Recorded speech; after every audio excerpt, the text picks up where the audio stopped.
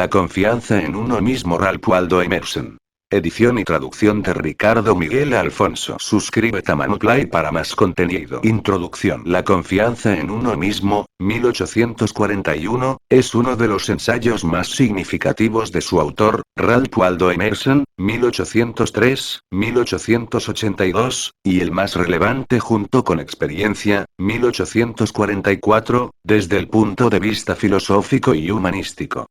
Recordado gracias a Oliver Wendell Holmes como la Declaración de Independencia Cultural de Estados Unidos, constituye uno de los textos fundacionales no ya de la literatura de su país, sino de su historia y de su cultura en general.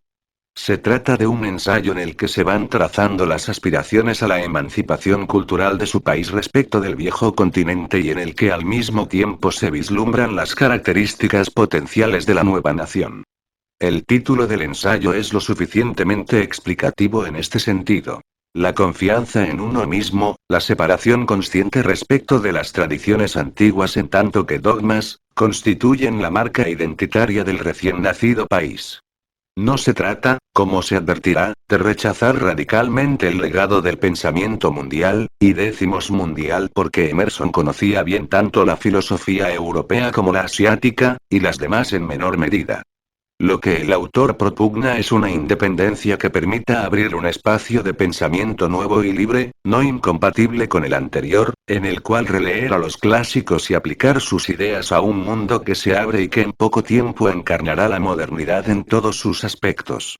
Basta con ver las citas que abren este y otros muchos ensayos suyos para comprobar hasta qué punto Emerson volvía la vista atrás en busca de la sabiduría. No hay confianza en uno mismo sin conocimiento del pasado. Con todo, el ensayo no está exento de polémica, sobre todo en lo que se refiere a las ideas políticas que implícitamente propugna. Con frecuencia se ha acusado a Emerson de ser un individualista radical, en ocasiones hasta el extremo, y de tolerar o, al menos, no denunciar directamente el pragmatismo político-económico de su país, favorecido durante décadas por cuestiones tan dramáticas como la esclavitud y la ausencia de derechos civiles. Aquí me permito remitir al lector a los libros de dos grandes expertos en la obra de Emerson, Len Gougeon y David M. Robinson, para comprobar hasta qué punto esto no es más que una falacia basada en lecturas superficiales y prejuicios establecidos desde hace ya mucho contra la generación romántica y el idealismo. Debemos entender este ensayo, como tantos otros de su autor, como una exhortación al crecimiento personal y a la confianza en los valores propios. Pero decir que esos valores surgen del vacío o del capricho constituye una desvirtuación de su pensamiento en toda regla, además de un intento de convertir a Emerson en lo que no es. En otras palabras, no hay ética sin valores e independencia, pero tampoco sin cultura y conocimiento compartido. Ricardo Miguel Alfonso. Ralph Waldo Emerson. La confianza en uno mismo. Nete Cusiveris extra. El hombre es su propia estrella. Y el alma que sea capaz de engendrar un hombre honesto y perfecto gobernará sobre toda la luz, toda la influencia, todo el destino. Para él nada llegará demasiado pronto o demasiado tarde. Nuestros actos son nuestros ángeles, nuestro bien o nuestro mal, las sombras fatales que caminan a nuestro lado. Epílogo a la fortuna del hombre honesto, de Beaumont y Fletcher. Leía yo el otro día unos versos compuestos por un pintor de renombre que me resultaban originales, nada corrientes. Sea cual sea el asunto, el espíritu siempre percibe una advertencia en esa clase de versos.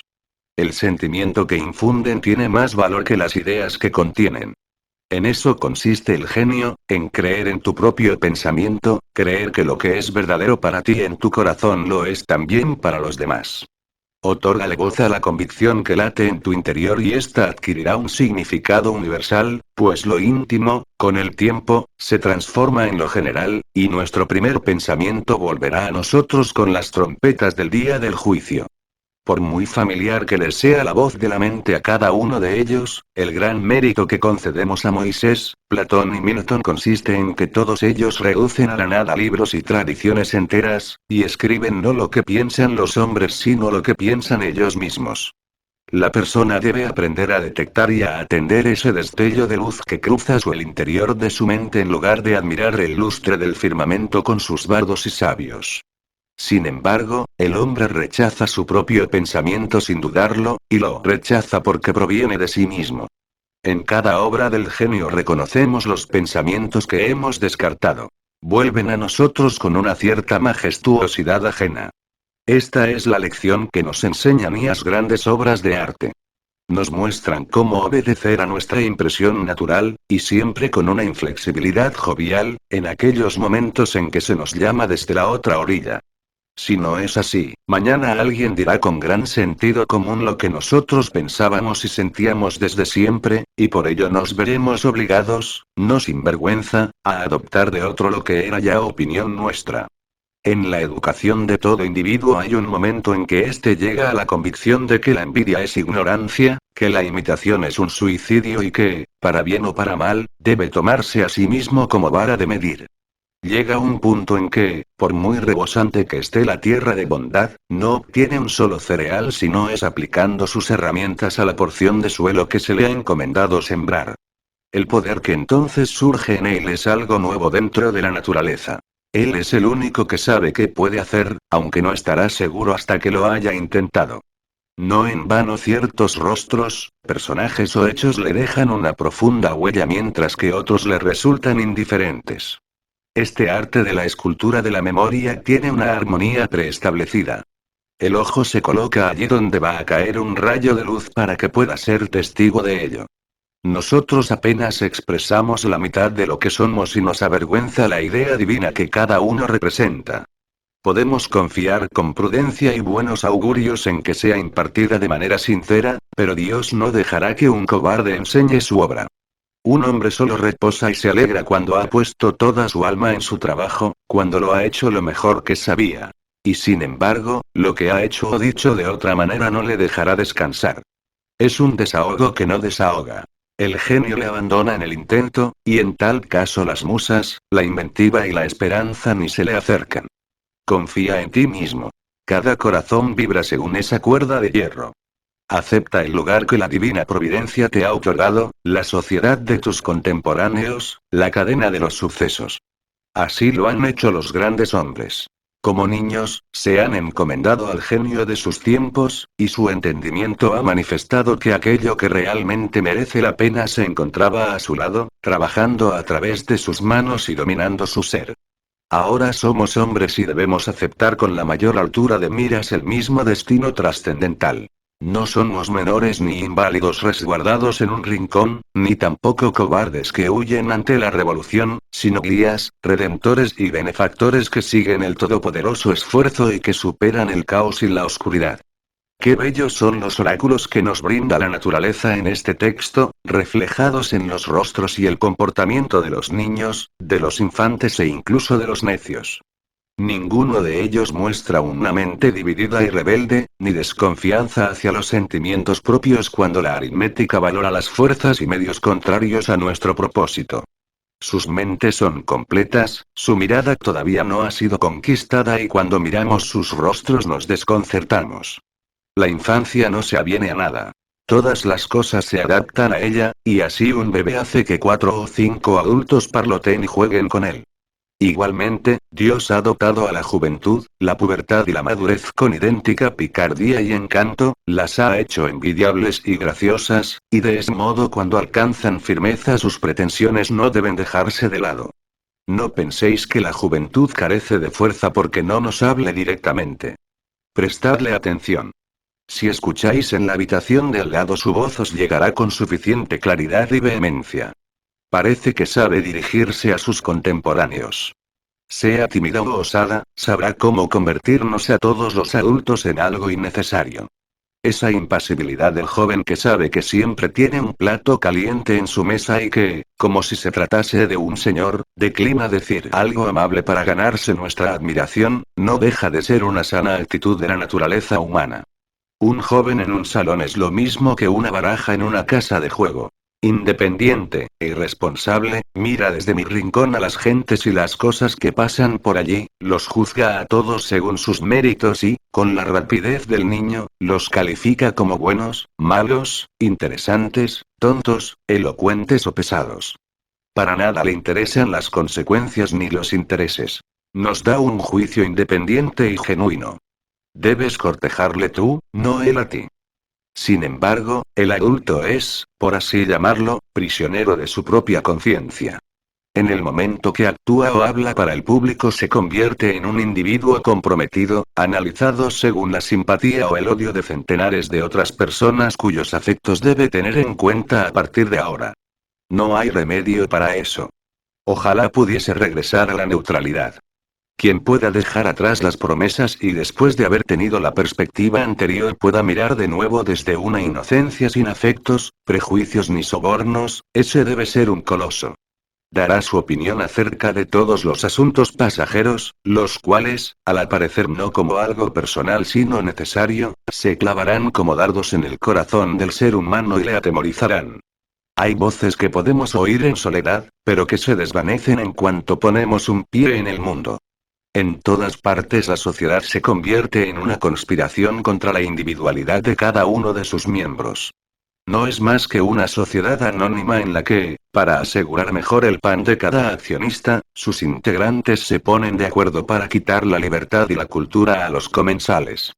La virtud más solicitada es la conformidad, la confianza en uno mismo es su antagonista. Esa sociedad no valora las realidades ni los creadores, sino los nombres y las costumbres. Aquel que quiera ser un hombre habrá de ser un inconformista. Quien desee ganarse las palmas inmortales no debe detenerse ante el nombre de la bondad, sino que debe explotar si de verdad eso es bondad. Al final, nada hay más sagrado que la integridad de tu propia inteligencia. Si te absuelves de ti mismo, entonces tendrás el apoyo del mundo entero. Recuerdo que una vez, siendo yo joven, tenía que dar respuesta a un estimado tutor que no paraba de importunarme con las viejas doctrinas de la Iglesia. Cuando le pregunté qué tengo que hacer con las tradiciones sagradas si vivo enteramente desde mi interior, mi compañero sugirió que esos impulsos pueden venir de lo más bajo, no de lo más alto. Yo le contesté, no creo que así sea. Pero si soy hijo del diablo, entonces viviré de él. No hay ley que pueda ser más sagrada que la de mi propia naturaleza. El bien y el mal no son más que conceptos que fácilmente transferimos a esto o aquello. Pero lo único bueno es lo que prolonga mi naturaleza, y lo único malo es lo que va contra ella.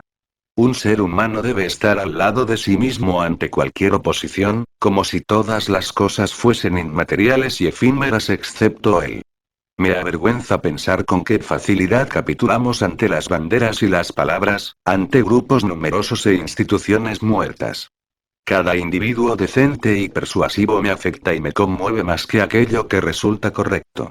Yo mismo debería caminar erguido y con energía, y debería decir la verdad sin importar las circunstancias. ¿Debemos permitir que la malicia y la vanidad se disfracen de filantropía? Si un fanático se lanza a la lucrativa causa del abolicionismo y se me acerca para contarme las últimas noticias sobre Barbados, no sé por qué no debería decirle. Dedica tu amor a tus hijos. También a los leñadores del bosque. Ten una buena naturaleza y sé modesto. Alcanza la gracia y no trates de barnizar esa ambición cruel y poco caritativa que tienes con una inverosímil ternura hacia camaradas que están a miles de millas de aquí. El amor por lo lejano es un insulto hacia tu país. Semejante recibimiento sería sin duda áspero y descarnado, pero la verdad es más bella que el cariño fingido. Vuestra bondad ha de tener espinas, o de lo contrario no será nada. La doctrina del odio debe invocarse como contrapunto a la doctrina del amor cuando ésta consiste en quejidos y lloriqueos. Cuando el genio llama mi nombre, dejo de lado a mis padres, a mi mujer y a mis hijos. Podría escribir la palabra capricho en el dintel de la puerta, aunque espero que haya algo más que capricho en esto. Pero no podemos gastar todo el día en dar explicaciones. Yo no os diré el motivo por el que busco o evito tener compañía.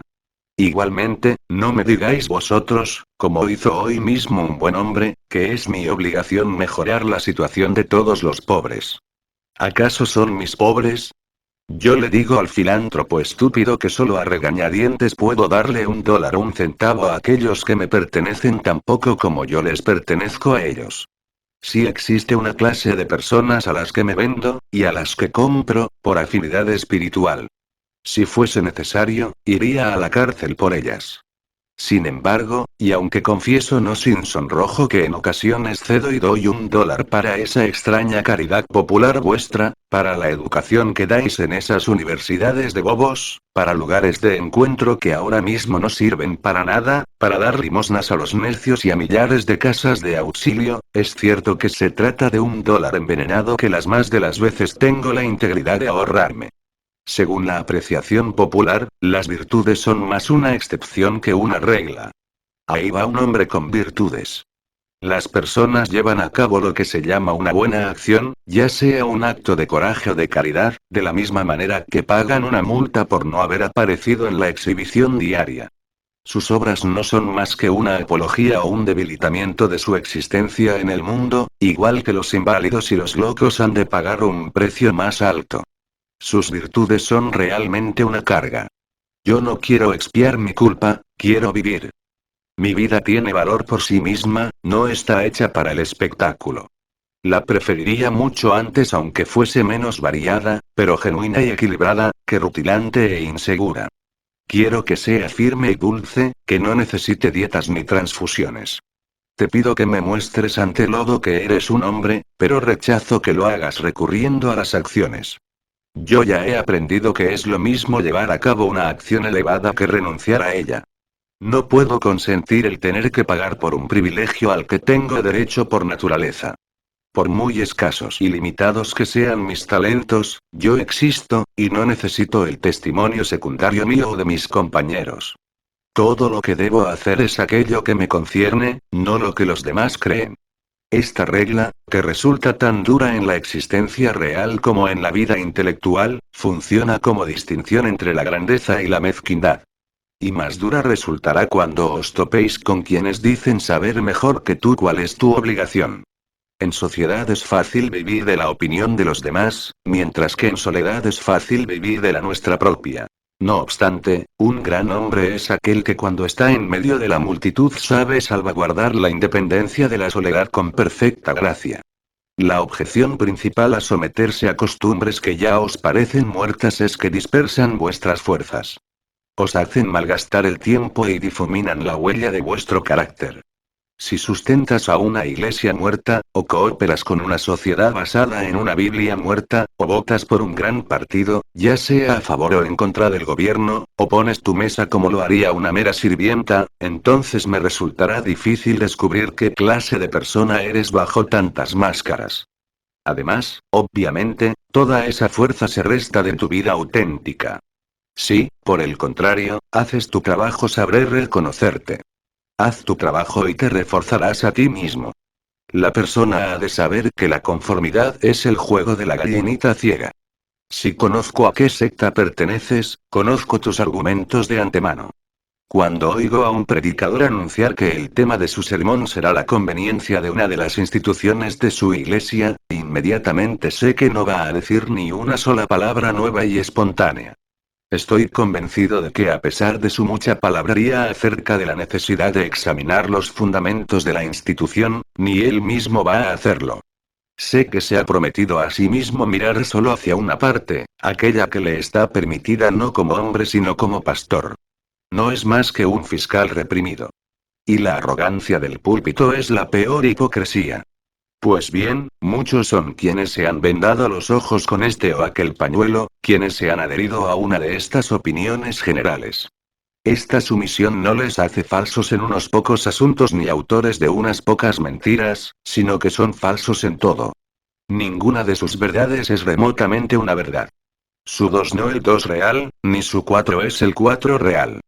Cada palabra que dicen es una desilusión, aunque no sabemos por dónde empezar a corregirles. Mientras tanto, la naturaleza se da prisa en procuramos el uniforme del partido al que nos hemos de unir. Así comenzamos a tener siempre la misma expresión en la cara y adquirimos poco a poco la misma mueca de estupidez. En particular, hay una experiencia humillante que no para de causar estragos, incluso en la historia general. Me refiero a la tonta mueca de admiración, a la sonrisa que forzamos cuando estamos en compañía poco agradable y para contestar en una conversación que no nos interesa en absoluto. Los músculos, que no se mueven espontáneamente, lo hacen según una voluntad mezquina, se tensan a todo lo largo del rostro y dan una sensación de lo más desabrida. Si eres un inconformista, el mundo te castiga con su repulsa. Por ello, el individuo ha de aprender a valorar un gesto áspero. Los transeúntes le miran con recelo, ya sea en público o en casa del amigo. Si esta aversión tuviese origen en un odio o una resistencia iguales a las suyas, bien haría en volverme a casa con el rostro triste. Pero el gesto antipático de la multitud, al igual que su rostro amable, no tiene un motivo profundo, sino que se lo ponen y quitan según sople el viento o les diga el periódico. Aún así, el descontento de las gentes es más imponente que el del Senado o la universidad. Para un hombre firme es muy sencillo tolerar la ira de las clases cultivadas. La de estas es una ira decorosa y prudente, pues se trata de clases en sí muy vulnerables. Sin embargo, cuando a esa ira femenina se añade la indignación de las demás gentes, cuando se levantan los pobres y los ignorantes, cuando la fuerza bruta e irreflexiva que yace en el fondo de la sociedad ruge y se alza, hacen falta unos hábitos de la magnanimidad y la religión dignos de un Dios para tratarla como una fruslería sin importancia. El otro temor que nos hace huir de la confianza en nosotros mismos es nuestra coherencia, esto es, el respeto hacia los actos y palabras del pasado. Los ojos ajenos no tienen más datos para valorar nuestra trayectoria que los hechos pasados, y somos reacios a defraudarlos. A pesar de todo, ¿por qué deberíamos mantener la cabeza sobre los hombros? ¿Cómo arrancar este cadáver de la memoria sin contradecir algo que dijiste en este o aquel lugar? Imagínate que te contradices, ¿qué pasa entonces? Una de las reglas de la sabiduría parece ser el no guiarse solamente por la memoria, ni siquiera en actos de pura memoria, sino juzgar el pasado a través del millar de ojos del presente y vivir siempre un día nuevo. En tu metafísica has privado de personalidad a la deidad. Y sin embargo, cuando surjan los sentimientos devotos en el alma, dótales de alma y vida aunque tengas que disfrazar la figura de Dios con colores y llenas. Abandona tu teoría igual que José dejó su capa sobre la adúltera, y márchate. El duende de las mentes simples es la incoherencia, la misma que adoran los políticos, filósofos y clérigos más pobres. Si un espíritu grande posee consistencia, ya no le resta nada más por hacer. Puede dedicarse por entero a sí mismo y a su sombra. Di lo que piensas hoy con palabras austeras, y de la misma manera mañana di lo que piensas aunque contradiga a lo que has dicho hoy. Así te asegurarás de que todos te malinterpreten. ¿Es por ello tan malo que le malentiendan a uno? Incomprendidos fueron Pitágoras, Sócrates, Jesús, Lutero, Copérnico, Galileo, Newton y todos los demás espíritus puros y sabios que se han encamado en el mundo. Ser grande consiste en ser incomprendido. Supongo que nadie puede violar su propia naturaleza. Todas las efusiones de su voluntad están cercadas por la ley de mi ser, del mismo modo que los salientes de los Andes y el Himalaya resultan insignificantes en la curva general del globo. Tampoco importa demasiado cómo calibras o pones a prueba al individuo. Una personalidad es como unas siglas o como un verso palíndromo. Significa lo mismo ya lo leas hacia adelante o hacia atrás. En esta existencia deliciosa y retirada que Dios me ha concedido me permito ir anotando mis humildes pensamientos día tras día sin mirar hacia adelante o hacia atrás, y no me cabe duda de que todos ellos son simétricos aunque yo ni los vea ni los quiera así. Mi obra ha de tener el aroma de los pinos y el zumbido de los insectos. Las golondrinas que sobrevuelan mi tejado deben enganchar en mi propia red los hilos o pajitas que llevan en el pico. Pasamos por aquello que somos. El carácter educa por encima de la voluntad. El ser humano piensa que puede comunicar sus virtudes o sus vicios solamente mediante acciones abiertas, y es incapaz de darse cuenta de que la virtud y el vicio en todo momento respiran por sí solos. Siempre habrá acuerdo acerca de cualquier variedad de acciones cuando éstas sean honestas y naturales en su momento. Es así porque de una sola voluntad emanan acciones en armonía, por muy distintas que parezcan entre sí. Sus diferencias se pierden al mirarlas desde cierta distancia, desde una forma de pensar más alta. Una sola tendencia las une a todas. Los mejores barcos navegan en una línea en zigzag producto de 1000 virajes. Pero si se mira desde la distancia, la línea se endereza. Una acción genuina vuestra no solo se explicará a sí misma, sino también a las demás de su clase. Por el contrario, vuestra conformidad no explica nada. Actúa de manera individual y todo lo que hayáis hecho de ese modo os justificará. La grandeza llama al futuro. Si hoy puedo ser lo suficientemente fuerte para actuar correctamente y burlarme de las miradas de los otros, es porque ya lo debo haber hecho en el pasado y así puedo defenderme. Sea como fuere, actúa bien en este momento. Si desechas las apariencias podrás hacerlo. La fuerza del carácter es acumulativa. Los días virtuosos del pasado obran su fuerza en el presente. ¿De qué, si no, se compone la majestuosidad de los héroes del Senado y de la campaña que tanta imaginación ha colmado? La conciencia de tener detrás de sí todo un tren de días memorables y de victorias, días que arrojan una luz uniforme sobre aquel que viene a actuar después y al cual vigila una escolta de ángeles. Eso es precisamente lo que enciende el trueno en la voz de Chatham, lo que otorga dignidad al porte de Washington y lo que hace que América se refleje en los ojos de Adams. El honor nos resulta venerable porque no es efímero, es siempre una virtud antigua. Hoy lo reverenciamos porque no pertenece al presente. Le tenemos afecto y le rendimos homenaje porque no constituye una trampa para nuestro amor y nuestra ofrenda, sino que depende de la persona, se deriva de ella, y por eso pertenece a una casta vetusta e inmaculada, incluso cuando se muestra en una persona joven. Espero que nuestros días pronuncien las últimas palabras sobre la conformidad y la coherencia. A partir de aquí, dejad toda esa palabrería para las revistas y la mofa.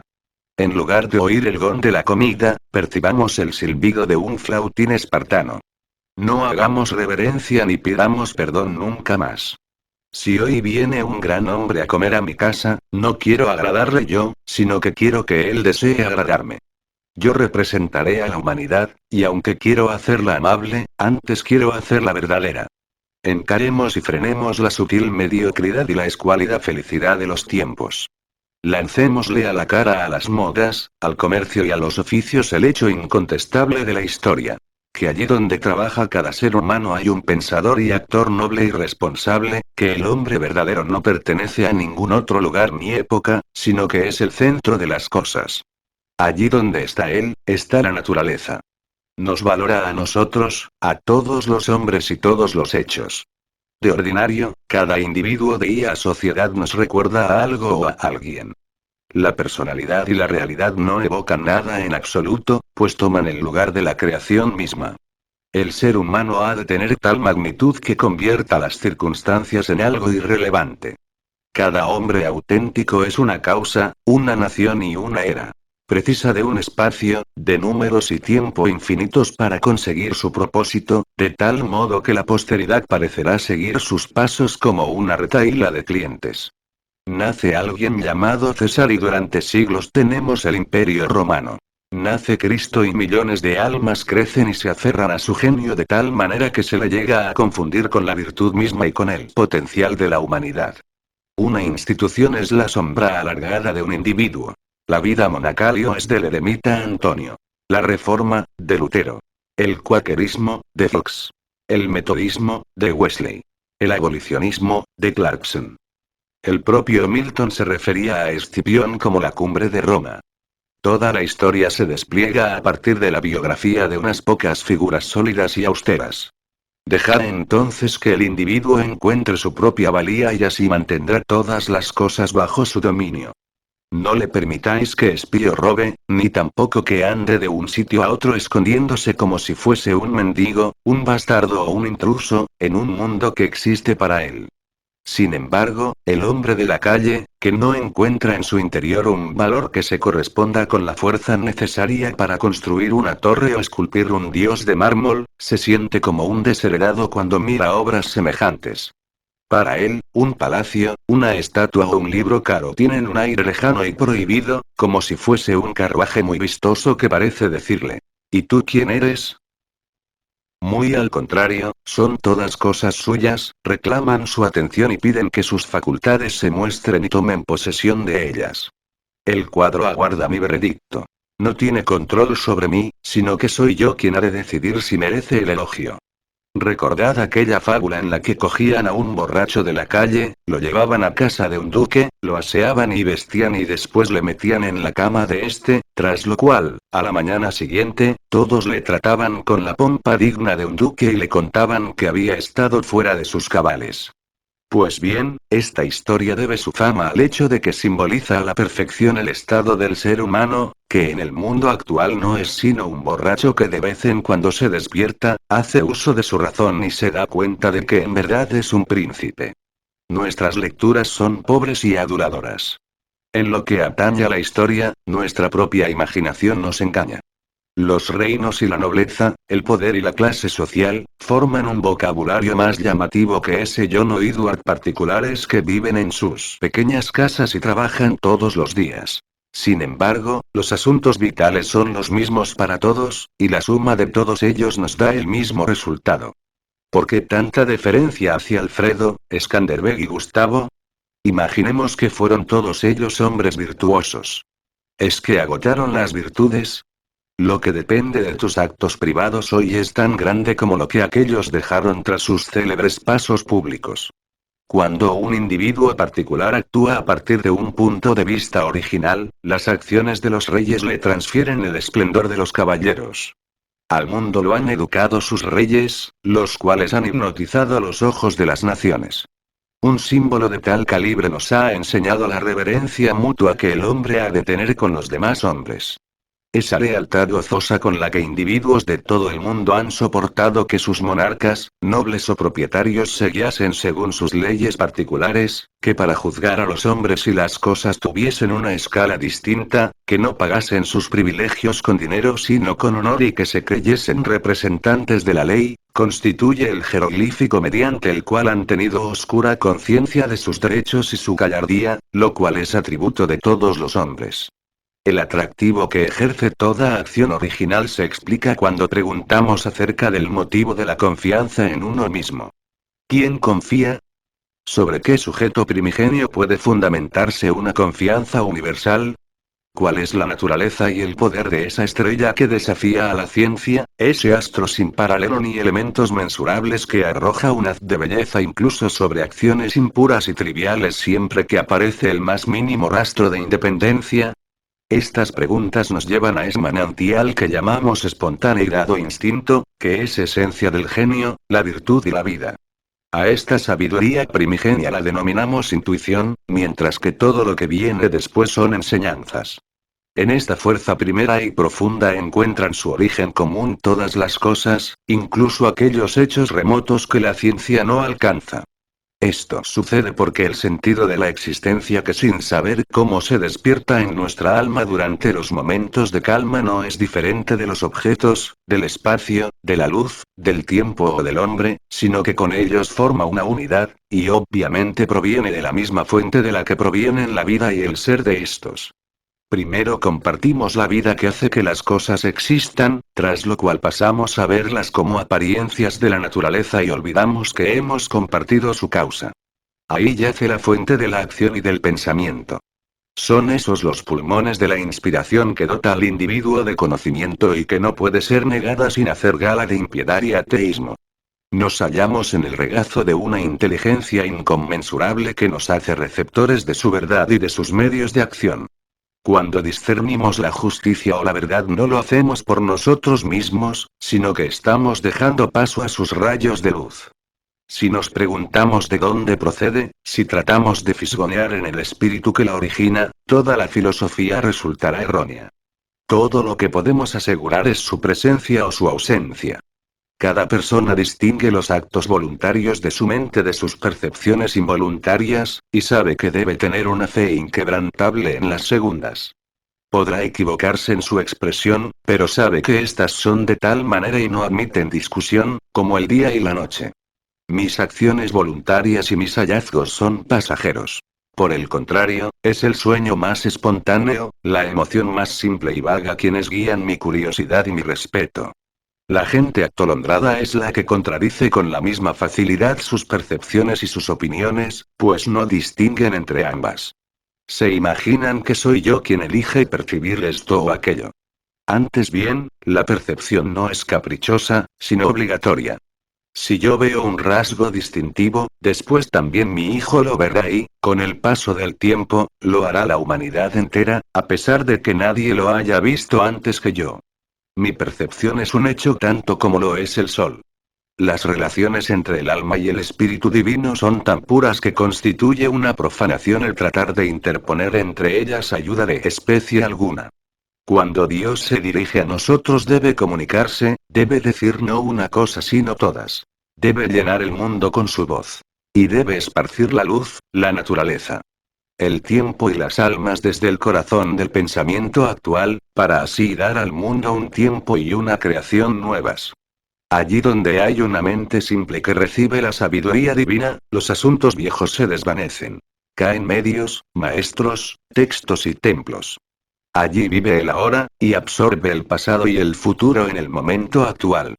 Todas las cosas que se relacionan con ella, sean de la naturaleza que sean, se tornan sagradas.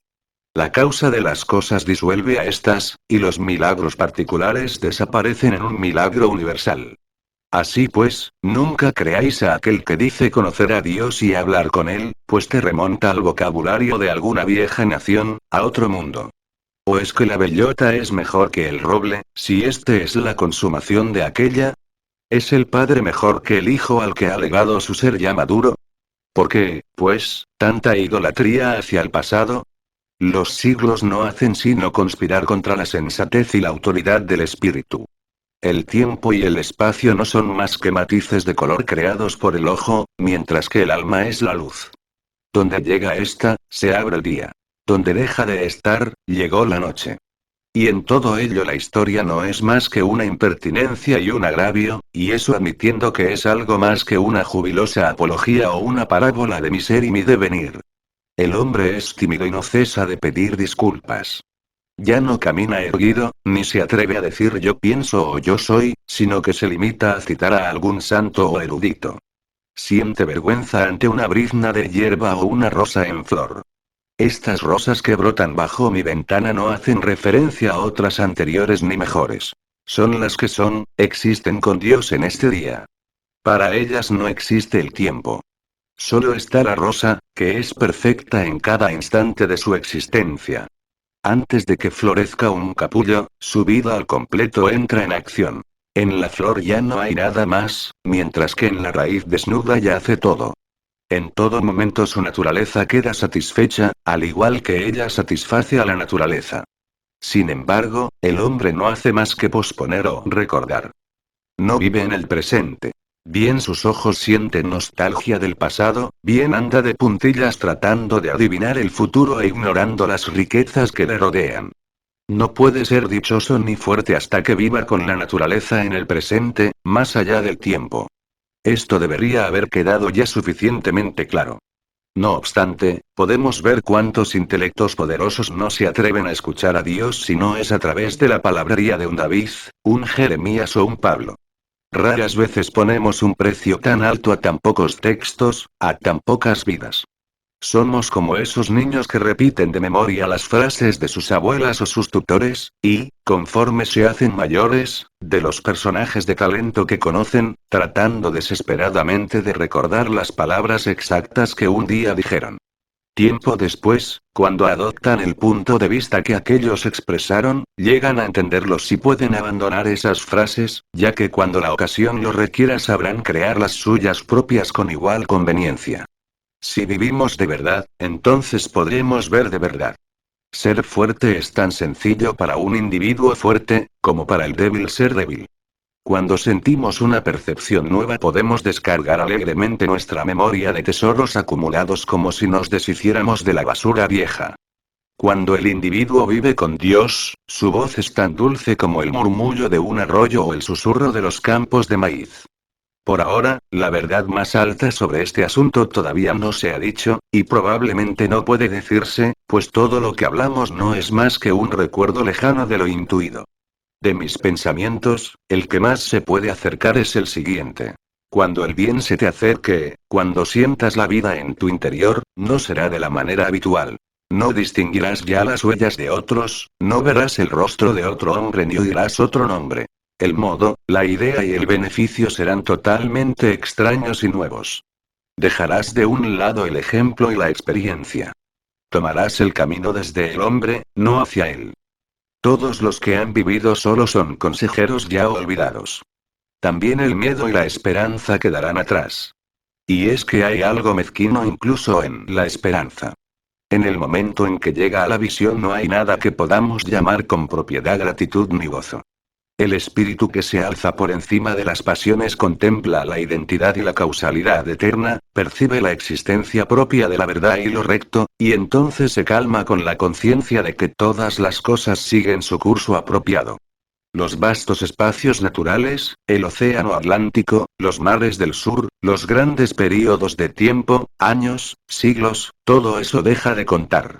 Esto que pienso y experimento constituye la base de todos los estados pretéritos de la vida y de sus circunstancias, e igualmente es el sustento del presente, de lo que llamamos vida y lo que llamamos muerte. Es la vida lo que tiene valor, no el haber vivido. El poder cesa en los momentos de reposo, pues reside en el momento de transición de un estado pasado a otro nuevo, en el paso del abismo, en el dardo que se dirige a su objetivo. El mundo odia esta realidad, esto es, que el espíritu deviene, ya que eso equivale a degradar el pasado para siempre, convertir todas las riquezas en migajas y toda reputación en vergüenza, contundir al santo con el maleante, y apartar a un mismo lado a Jesús y a Judas. Si es así, ¿por qué hablamos tanto sobre la confianza en uno mismo? Donde quiera que esté presente el alma habrá un poder no satisfecho, sino activo. Opinar sobre la confianza es solo una manera pobre y externa de hablar. Es preferible hablar de aquello que confía, aquello que obra y que es. Quien posee mayor grado de obediencia que yo me domina, aunque no levante un dedo. A su alrededor me muevo gracias a la gravitación de los espíritus. Cuando hablamos de una virtud eminente nos la imaginamos como algo retórico. Todavía no hemos sido capaces de advertir que la virtud significa altura, que por las leyes de la naturaleza un hombre o una compañía de hombres maleables y permeables a los principios deben conquistar y gobernar sobre todas las ciudades, las naciones, los reyes, los millonarios y los poetas que carecen de esa naturaleza. He aquí el hecho último al que rápidamente llegamos en este asunto, como en todos los demás. La resolución de todo en el siempre sagrado uno. La existencia en sí misma es el tributo de la causa suprema, de tal modo que la medida del bien se establece según el grado en que ésta penetra en las formas inferiores. Las cosas son reales en función de la virtud que contienen. El comercio, el matrimonio, la caza de animales o de ballenas, la guerra, la elocuencia, la influencia que Tino ejerce, todos ellos son algo, y merecen mi respeto como ejemplos de la presencia y la acción impura de aquella. Puedo ver cómo en la naturaleza esa misma ley obra su influencia sobre la conservación y el desarrollo. En la naturaleza el poder es la medida esencial de lo correcto. Ella no permite en su reino nada que no se ayude a sí mismo. La creación y desarrollo de un planeta, su posición y órbita, el árbol torcido que se recupera del huracán o los recursos vitales de todo animal y vegetal son ejemplos de un espíritu autosuficiente y seguro de sí mismo. De este modo, todo se concentra. No seamos vagabundos y sentémonos en el hogar con la causa. Deslumbremos y confundamos a esa chusma de hombres y libros intrusos declarando con naturalidad el hecho divino. Obliguemos a los invasores a que se quiten los zapatos, pues Dios habita en esta casa. Dejemos que sea nuestra sencillez quien los juzgue, que sea la obediencia a nuestra propia ley quien revele la mísera naturaleza y fortuna de nuestros adinerados ciudadanos. Con todo, todavía somos una muchedumbre. El hombre no siente temor hacia sí mismo, ni a su genio se le aconseja que se quede en casa, que se ponga en contacto con el océano interior. Al contrario, se marcha al extranjero para mendigar un vaso de agua de las fuentes de otros. Debemos caminar solos. Prefiero sentir el silencio que inunda la iglesia antes del servicio por encima de cualquier oración. ¡Qué lejanas!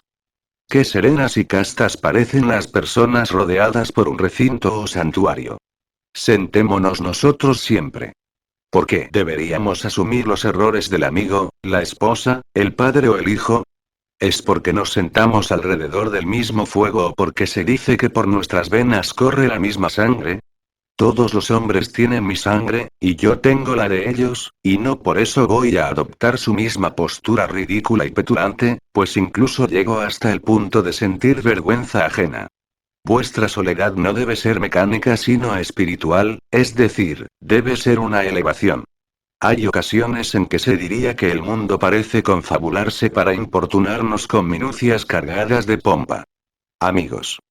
Clientes, niños, enfermedades, temores, necesidades, caridad, todos llaman a la puerta de tu refugio y te gritan sal con nosotros. Tú has de mantener tu condición y no mezclarte con sus desórdenes. El poder que tienen los hombres para molestarme se lo he concedido yo con una débil curiosidad. Nadie se me puede acercar si no es a través de mis actos.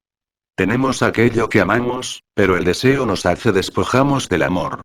Si no podemos alcanzar inmediatamente la santidad de la obediencia y la fe, al menos resistamos ante la tentación. Entremos en estado de guerra, levantemos a Thor y Woden el coraje y la constancia en nuestras almas sajonas. En tiempos tan tímidos como los de hoy, eso se consigue diciendo la verdad. Reprimid toda hospitalidad y afecto falsos. No viváis esperando a esas gentes frustradas y frustrantes con las que conversáis. Decidles. Oh padre, oh madre, oh esposa, oh hermano, oh amigo. Hasta ahora he vivido contigo por las apariencias. A partir de hoy, pertenezco a la verdad.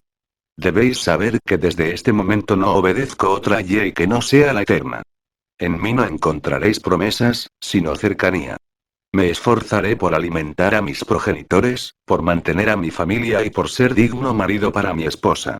Pero estos vínculos he de consumarlos de un modo nuevo y nunca antes visto.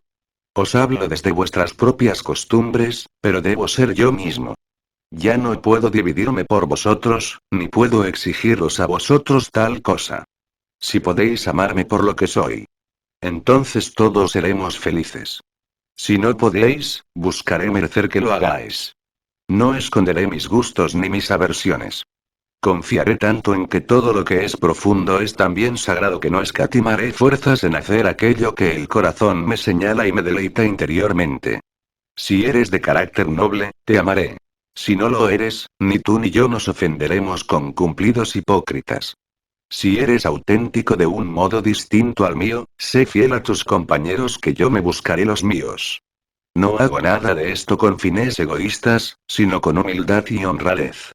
Por mucho que hayamos vivido entre mentiras, el objetivo mío, tuyo y de todos los hombres es vivir dentro de tu verdad. ¿Parece demasiado severo decir algo semejante en nuestros días? Pronto llegaréis a amar aquellos que dicta nuestra naturaleza. Si seguimos los pasos de la verdad, ella nos rescatará sanos y salvos. No obstante, así causarás daño a esos tus amigos. Así es, mas no puedo vender mi libertad y mi poder para proteger su sensibilidad. Además, todo el mundo tiene momentos de lucidez en los que giran sus ojos hacia la región de la verdad absoluta. Entonces me defenderán y obrarán como yo lo hago. El pueblo piensa que tu rechazo a los principios populares equivale a rechazar cualquier principio, esto es, que equivale al antinomianismo, de modo que hasta el sibarita más imprudente utilizará el nombre de la filosofía para disfrazar sus crímenes. Sin embargo, la ley de la conciencia permanece. Hay dos clases de confesionarios a los que podemos acudir para pedir la absolución. Puedes cumplir con tu obligación confesando de manera directa o de manera refleja. Piensa si has cuidado tus relaciones con tu padre, tu madre, tu primo, tu vecino, con tu ciudad, tu gato y tu perro. Comprueba si alguno de ellos puede reprenderte. Por mi parte, yo puedo dejar a un lado este principio reflejo y absolverme a mí mismo. Tengo mis propias reivindicaciones dignas y mi círculo perfecto, y este no considera obligaciones las muchas exigencias que pasan por tales. Sin embargo, si soy capaz de descargarme de deudas podré arreglármelas sin el código popular. Si alguien cree que esta ley es demasiado relajada, que trate de cumplirla durante un solo día. En verdad muestra rasgos divinos quien es capaz de rechazar los argumentos habituales de la humanidad para aventurarse a confiar en sí mismo como dueño de sus acciones. Su corazón tiene que ser elevado, su voluntad fiel y su vista limpia para que de veras pueda erigirse en doctrina, sociedad y ley para sí mismo, pues el propósito más simple es para él tan fuerte como la necesidad imperiosa lo es para otros. Si alguien tiene en cuenta estos aspectos referentes a lo que llamamos sociedad, comprobará cuán necesaria resulta esta ética. Diríase que le han arrancado la fibra y el corazón al hombre, y por eso se ha transformado en un quejica temeroso y abatido. Tenemos miedo a la verdad, a la fortuna, a la muerte y a cada uno de nosotros mismos. Nuestra era no produce individuos extraordinarios y perfectos. Queremos hombres y mujeres que renueven la vida y nuestra situación social, pero vemos que la mayoría de las figuras son poco solventes, que no pueden satisfacer ni sus propias necesidades, que su ambición excede con mucho su fuerza práctica, y que continuamente se inclinan para suplicar. Nuestra vida doméstica es digna de un mendigo. Ni siquiera hemos elegido nuestras artes, nuestras actividades, nuestros matrimonios o nuestra religión, sino que la sociedad lo ha hecho en nuestro lugar. Somos soldados de salón. Rehuimos la difícil batalla del destino, que es donde nace la fuerza. Si nuestros jóvenes fracasan en sus primeras labores, perderán la esperanza. Si un joven mercante falla, le dicen que está arruinado.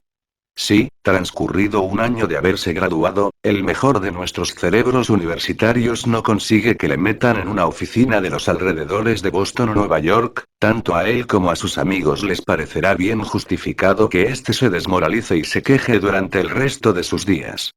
Cualquier muchacho de New Hampshire o Vermont con suficiente empuje como para acometer todas las profesiones, para crear un equipo, labrar o vender de puerta en puerta, para mantener una escuela, dar sermones, editar un periódico, ir al Congreso, comprar terrenos públicos, etcétera, vale tanto como un centenar de esas marionetas de ciudad.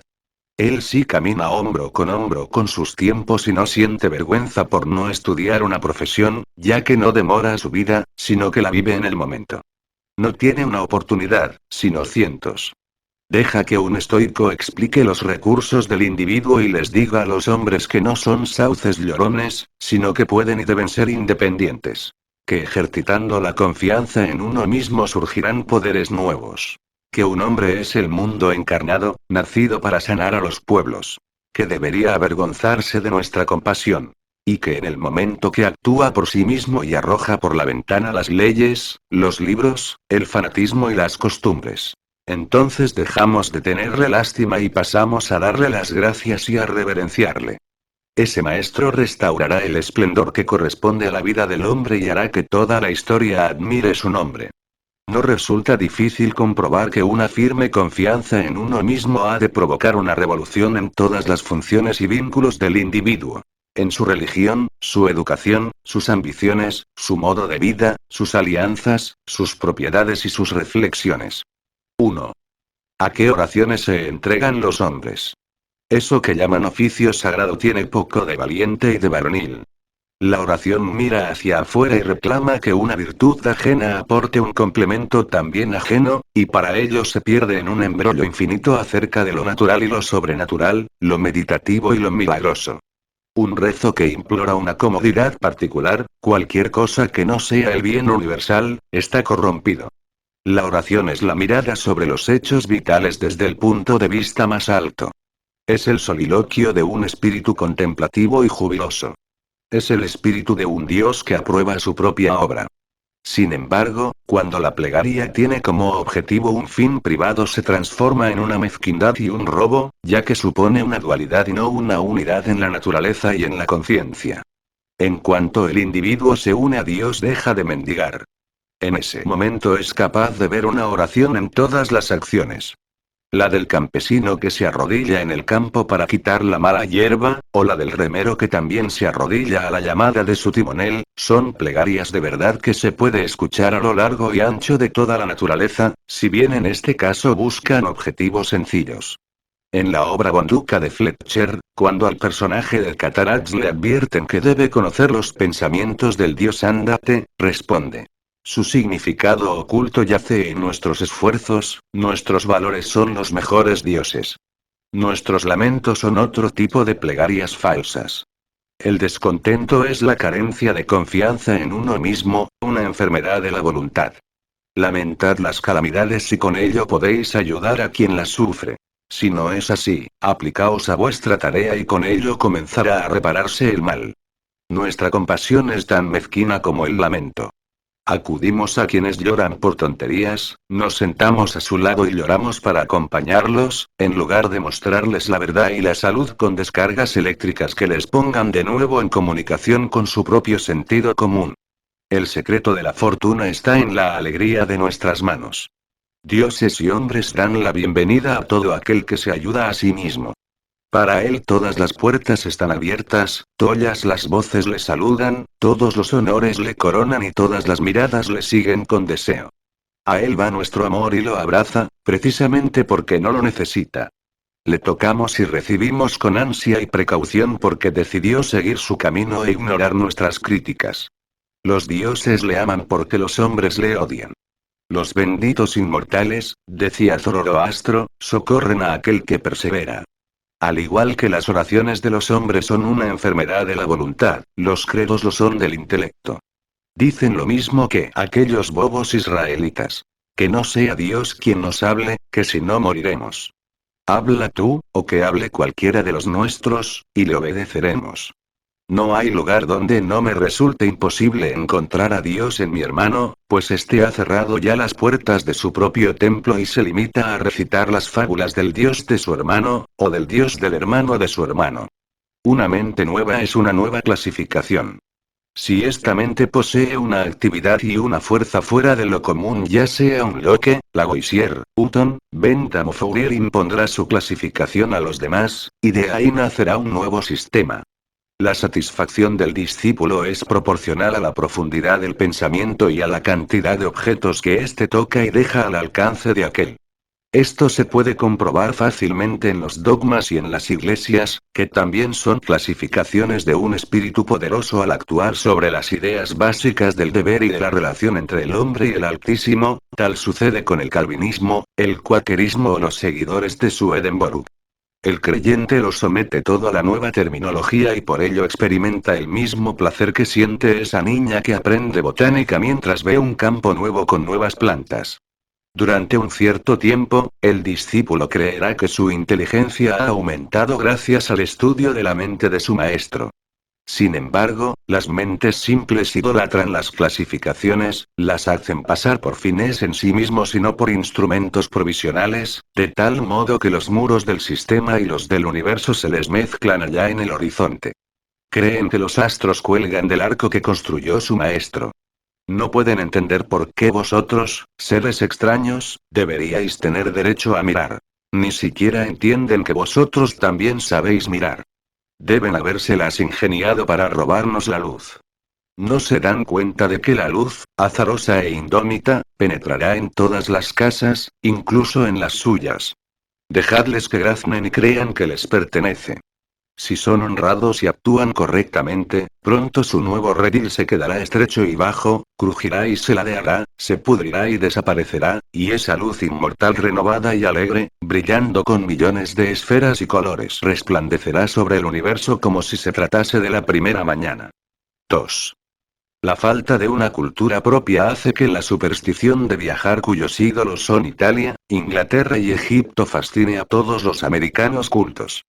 Quienes convirtieron a Inglaterra, Italia o Grecia en objetos de veneración para la imaginación lo hicieron quedándose donde estaban, como si fuesen el eje de la tierra. En las horas de empuje sentimos que el deber es nuestro sitio. El alma no es un viajero. El hombre sabio se queda en casa, y cuando las necesidades o el deber le llaman a salir de ella o a viajar a tierras extrañas, su semblante dice a los hombres que viene como misionero del conocimiento y de la virtud, y por ello visita ciudades y gentes en calidad de rey, no como intruso o como ayuda de cámara. No voy a poner objeciones a la navegación alrededor del globo mientras ésta sirva a los propósitos del arte, del estudio y de la benevolencia, pues con ella primero se puede adiestrar al individuo, o conseguir que no se marche al extranjero con la esperanza de hallar algo más grande que lo que ya conoce. Quien viaja por pasatiempo o para conseguir lo que no tiene se aleja de sí mismo y, por muy joven que sea, envejece entre objetos viejos. Sea en Tebas o en Palmira, su voluntad y su mente se hacen viejas y se dilapidan tanto como las ciudades mismas. Lleva ruinas a las ruinas. Viajar es el paraíso de los ingenuos. Nuestros primeros viajes sirven para descubrir cuán poco diferentes son los lugares. En mi propia casa puedo soñar que me embriaga a la belleza de Nápoles y Roma, y gracias a eso me abandona la tristeza. Hago las maletas, me despido de los amigos, me embarco y amanezco en Nápoles, pero no he dejado atrás la cruda realidad. Junto a mí está el mismo sujeto triste e intranquilo del que pretendía huir. Busco el Vaticano y los palacios. Intento que me embelesen sus vistas y evocaciones, pero no es así. Mi coloso va donde quiera que voy y yo. 3. Con todo, el furor por los viajes es síntoma de una debilidad mayor que afecta a toda la actividad intelectual. El intelecto es un vagabundo, pero es nuestro sistema educativo quien estimula la impaciencia. Nuestra mente viaja mientras nuestros cuerpos han de permanecer en casa. Nos conformamos con imitar, pero ¿qué es la imitación sino el viaje de la mente? Nuestras casas se construyen según el gusto extranjero, nuestras estanterías se adornan con ornamentos extraños y nuestros gustos, opiniones y facultades se inclinan hacia el pasado y lo distante. Allí donde florecieron las artes fue porque el alma las creó. El artista solo tuvo que buscar modelos en su propia mente. Fue una aplicación de su pensamiento a la cosa que había que hacer y a las condiciones que había que cumplir. ¿Por qué habría de copiar los modelos dórico o gótico? La belleza, la proporción, la grandeza de pensamiento y la expresión austera nos resultan tan cercanas a nosotros como a cualquiera, y si el artista americano estudia con confianza y devoción qué es lo que tiene que hacer y tiene en cuenta el clima, la tierra, la duración del día, las necesidades de la gente, los hábitos y formas del gobierno, entonces será capaz de crear un hogar en que quepan todos ellos, y de paso satisfará el gusto y los sentimientos. Insiste en ti mismo, no imites jamás. En todo momento puedes presentar tu talento con la fuerza acumulada que otorga a la labor de una vida. Por el contrario, el talento que se adopta de otros solo se posee de manera extemporánea e incompleta. Solo el hacedor puede decir lo que uno sabe hacer mejor. Nadie sabe qué es hasta que él se lo muestre. Si no, ¿dónde está el maestro que pudo enseñar a Shakespeare? ¿Y el de Franklin, Washington, Bacon o Newton? Todo gran hombre es único. El escipionismo de Escipión es precisamente la parte de la que no podemos apropiarnos. Shakespeare nunca emergerá del estudio de sus obras. Haz aquello que se te ha asignado y no podrás esperar ni arriesgarte demasiado. En este momento te aguarda una frase tan valiente y sublime como el escópulo de Fidias, la espátula de los egipcios o la pluma de Moisés o Dante, aunque distinta de todas ellas. No parece probable que un espíritu tan fértil y elocuente y con tantas voces distintas se digne a repetirte las cosas. Sin embargo, si puedes oír a estos patriarcas podrás responderles con el mismo tono de voz, pues el oído y la lengua son dos órganos de una misma naturaleza. Habita en las regiones sencillas y nobles de tu vida, obedece a tu corazón y llegarás a reproducir de nuevo el antemundo. 4. Si nuestra religión, nuestra educación y nuestro arte dirigen la mirada al extranjero, lo mismo ocurre con el espíritu de nuestra sociedad. Todos los hombres alardean de haber contribuido al progreso de la sociedad, y sin embargo el hombre no ha progresado nada. La sociedad no progresa nunca. Cuando avanza por un lado es para retroceder por otro. Está en continua transformación. Es bárbara, civilizada, cristiana, opulenta o científica, pero estos cambios no constituyen una mejora. Por cada cosa que se nos concede tenemos que entregar algo. La sociedad se enriquece con artes nuevas a costa de perder instintos antiguos. Qué contraste entre, por una parte, el americano bien vestido que lee, escribe y piensa y lleva en su bolsillo un reloj, un lápiz y una letra de cambio, y, por otra, el nativo desnudo de Nueva Zelanda cuyas posesiones se reducen a un garrote, una lanza, una esterilla y un rincón en la choza común para pasar la noche. No obstante, si comparáis y a salud de ambos veréis que el hombre blanco ha perdido su vigor primitivo.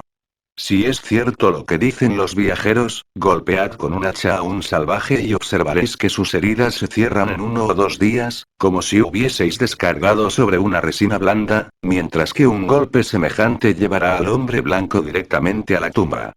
El hombre civilizado construye carruajes, pero ha abandonado el uso de los pies.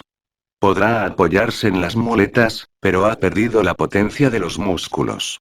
Lleva un precioso reloj suizo, pero ha olvidado cómo averiguar la hora valiéndose del sol. Podrá encontrar información fiable en su almanaque náutico de Greenwich, pero el hombre de la calle desconoce las estrellas del cielo. No contempla el solsticio, y del equinoccio apenas sabe nada. El radiante calendario del año no tiene indicador en su mente. Su agenda debilita su memoria. Las bibliotecas son una carga para su ingenio. Las casas de seguros hacen que aumente el número de accidentes. Y cabe preguntarse si la tecnología no nos estorba demasiado, si con el refinamiento no habremos perdido fuerza, y también algo del empuje de la virtud natural por culpa de un cristianismo atrincherado en sus formas e instituciones. Y es que cada estoico era un estoico. Pero, en la cristiandad donde está el cristiano, no hay desviación mayor en la ley moral que la que afecta a la altura o el volumen. Hoy día los hombres no son más grandes que los de antes. Puede observarse una extraña igualdad entre los hombres ilustres de la antigüedad y los de ahora. Ni toda la ciencia, ni el arte, ni la religión ni la filosofía del siglo XIX sirven para educar hombres más grandes que los héroes que creó Plutarco 23 o 24 siglos atrás. La casta no progresa con el tiempo. Foción, Sócrates, Anaxágoras y Diógenes fueron personajes de gran estatura, pero no hemos heredado de ellos ninguna clase social. A aquel que pertenece a su clase no se le suele llamar por el nombre de aquellos, sino que tiene el suyo propio y es a su vez fundador de su propia institución. Las artes y los inventos de cada época constituyen el ropaje de las mismas, mas no fortalecen al individuo. Quizá el daño que causan las máquinas perfeccionadas compensará sus bienes. Hudson y Bering consiguieron tantas cosas con sus barcos de pesca que asombraron a Parry y a Franklin, cuyo equipamiento ya había agotado los recursos de la ciencia y el arte. Galileo solo necesitó unos simples anteojos para descubrir una serie de fenómenos celestes más soberbios que cualesquiera que se hayan visto después. Colón encontró el Nuevo Mundo navegando en una carabela. Resulta curioso comprobar cómo los medios y las tecnologías que se presentaban entre el clamor de los elogios hace unos años o unos siglos, caen en desuso y desaparecen cada cierto tiempo. El genio retoma al hombre esencial. Consideramos los progresos en el arte de la guerra como un triunfo de la ciencia. Sin embargo, Napoleón conquistó Europa utilizando el sistema del vivac, que consiste en alimentarse solamente del valor, sin ninguna otra ayuda externa. Según las casas, el emperador mantenía que resultaba imposible formar un ejército perfecto si a los soldados no se les quitan las armas, los almacenes, los comisarios y los vehículos y, al modo romano, se les entrega una ración de trigo para que lo trituren en sus manos y se hagan ellos mismos su pan. La sociedad es una ola. La ola avanza, pero el agua de la que está compuesta no. La misma partícula no se eleva desde el valle hasta la cresta. Su unidad es solo una apariencia. Las personas que forman hoy una nación morirán el año que viene y se llevarán con ellos sus experiencias. Así, la confianza en la propiedad, incluyendo la confianza en los gobiernos que la protegen, también denota falta de confianza en uno mismo. Hace tanto tiempo que los hombres han apartado la mirada de sí mismos y de las cosas que han llegado a contemplar las instituciones religiosas, cultas y civiles como defensores de la propiedad, y desprecian toda crítica hacia aquellas porque creen que son ataques a esta. Miden el valor de las personas por lo que poseen, no por quiénes son. A pesar de ello, el nuevo respeto por la naturaleza propia hace que el hombre culto sienta vergüenza de sus posesiones. Sobre todo odia lo que tiene si considera que es accidental, que le ha llegado por herencia, por donación o mediante un delito. Entonces siente que eso no es poseer, que nada le pertenece, que sus bienes no tienen vínculos con su ser, sino que simplemente los conserva porque no hay ladrón ni revolución que se los arrebate. Pero la naturaleza del hombre consiste en adquirir constantemente, y lo que adquiere es una propiedad viva que no está expuesta a los legisladores. Las multitudes, las revoluciones, el fuego, la tormenta o las bancarrotas, sino que está en constante renovación allí donde respira el ser humano. Tu parte de la vida, decía el califa Ali, va siempre detrás de ti, así que deja de andar buscándola. Nuestra dependencia respecto de estos bienes ajenos nos conduce a un respeto servil por los números. Los partidos políticos celebran asambleas populosas. A medida que aumenta la concurrencia, los millares de ojos y brazos nuevos que saludan a cada nueva agrupación, la delegación de Essex. Los demócratas de New Hampshire. Los liberales de Maine. Permiten que el joven patriota se sienta más fuerte que antes. Igualmente, los reformistas convocan asambleas donde se vota y se toman decisiones por aclamación. Amigos míos, Dios no se acercará y habitará en vosotros por medios semejantes. En el momento en que un hombre deja de lado todo el apoyo externo es cuando le veo fuerte y predominante. Cada vez que tiene que recurrir a su estandarte se hace más débil. ¿Acaso un individuo no es mejor que una ciudad? No le pidas nada al hombre, pues en un mundo en eterno cambio es tu columna firme la que debe aparecer como sustento de todo aquello que te rodea. Aquel que sabe que el poder es innato, que entiende que la debilidad proviene de buscar la bondad fuera de sí mismo y, sabiéndolo, se lanza a su propio pensamiento, es quien puede caminar erguido, gobernar sus extremidades y obrar milagros, igual que quien camina apoyándose en los pies es más estable que quien lo hace sobre la cabeza. Así pues, utilizad aquello que llamamos fortuna. Muchos son quienes juegan con ella y lo ganan todo o lo pierden lodo, depende de la rueda. Pero tú has de entender que tales ganancias son ilícitas y debes desenvolverte en la causa y el efecto, que son los dignatarios de Dios. Trabaja y adquiere dentro de la voluntad, así retendrás la rueda de la fortuna y no tendrás que temer sus giros. Una victoria política, una subida de los alquileres, la recuperación tras una enfermedad o el regreso del amigo ausente son hechos que nos colman de alegría, y con buena lógica piensas que tras ellos han de venir días propicios. No te lo creas. Nada que no seas tú puede darte paz. Nada que no sea el triunfo de los principios. La confianza en uno mismo, 1841, de Ralph Waldo Emerson, 1803, 1882, es, junto con experiencia, el ensayo filosófica y humanísticamente más relevante de su autor. Definido por Oliver Wendell Holmes como la Declaración de Independencia Cultural de Estados Unidos, constituye uno de los textos fundacionales no ya de la literatura de su país, sino de su historia y de su cultura en general. Se trata de un texto de temática fundamentalmente identitaria, en el que se van trazando las aspiraciones a la emancipación cultural de su país respecto del viejo continente y en el que al mismo tiempo se vislumbran las características potenciales de la nueva nación. Ricardo Miguel Alfonso es profesor titular de Literatura Norteamericana y Teoría Literaria en la Universidad de Castilla-La Mancha, Ciudad Real. Sus dos especialidades investigadoras son la literatura estadounidense del siglo XIX y la evolución y conformación de la teoría literaria angloamericana desde la Edad Media hasta las vanguardias. Es traductor al español de obras de Ralph Waldo Emerson, William Hazlitt y George Santayana, entre otros. Además, ha publicado artículos sobre estos y otros autores para revistas y editoriales españolas y extranjeras.